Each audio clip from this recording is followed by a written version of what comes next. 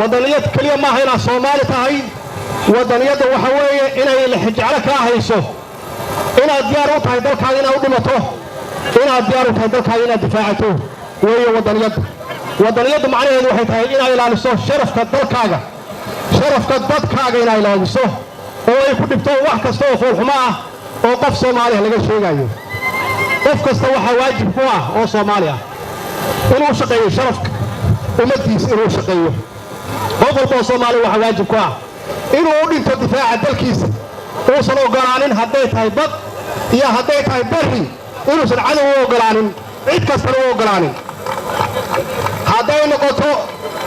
hal mitir hadday noqoto kaas weeye wadaniga marka wadaniga aan doonayno oo aan maanta intaas oo qof soo saarnay oo calaamadaha kala duwan wata oo quruxda badan waxa weeye inaan caruurteena biri u diyaarino intaan iyo in ka badan inaan u diyaarino caruurteena inaan u diyaarino taariikhdooda caruurteena inaan u diyaarino inay lahaayeen aabayaal iyo awoowayaal u soo halgamay oo dhiigooda u soo daadiyay dalkan isku haynteeda iyo midnimadeeda saas darteed waxa aan sameynayno waa waxa aan ka shaqeynayno waxa soo socda waxay ku yeelan karto jiilka Soomaaliyeed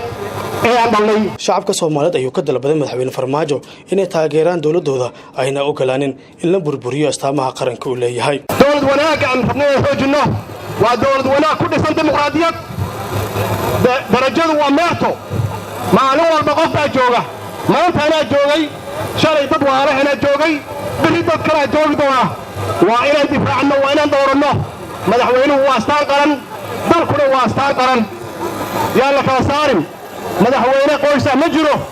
madaxweynuhu markuu dhaartay oo doortay ummaddu wuxuu u dhaartay inuu dhaxeeyo ummaddu inuu cadaalad falayo